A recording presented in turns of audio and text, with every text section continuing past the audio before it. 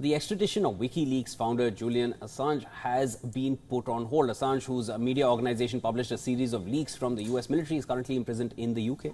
And he was supposed to be extradited to the United States, where several cases await him. But a London court wants Washington to assure that the publisher will not face death penalty. Our next report gets you the latest in this saga. Take a look. A momentary reprieve for WikiLeaks founder Julian Assange on Tuesday, after his extradition to the United States from Britain was put on hold. London's High Court said the US must provide assurances he would not face the death penalty.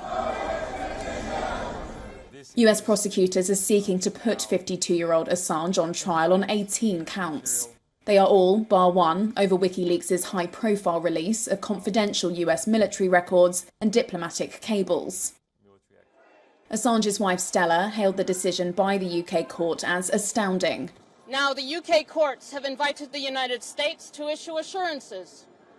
The Biden administration should not issue assurances. They should drop this shameful case that should never have been brought. Julian should never have been imprisoned for a single day. This is a shame on every democracy.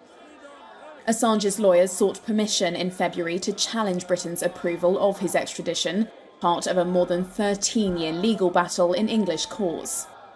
In their ruling, two senior judges said he had a real prospect of successfully appealing against extradition on a number of grounds. The court said in its written ruling that Assange arguably would not be entitled to rely on the First Amendment right to free speech as a non-US national, and that while none of the existing charges carried the death penalty, he could later be charged with a capital offence such as treason, meaning it would be unlawful to extradite him.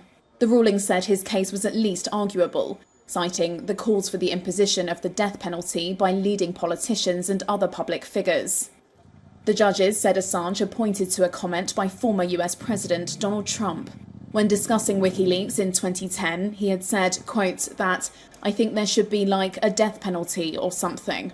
The judgment said that if US assurances were not forthcoming by April 16th, then Assange would be granted permission to appeal. A further hearing has been scheduled for May 20th. That means his extradition has been put on hold, for now at least. Assange's many supporters hail him as an anti-establishment hero and journalist who is being persecuted for exposing US wrongdoing and alleged war crimes. The US says WikiLeaks' revelations put the lives of their agents at risk, and there was no excuse for his criminality.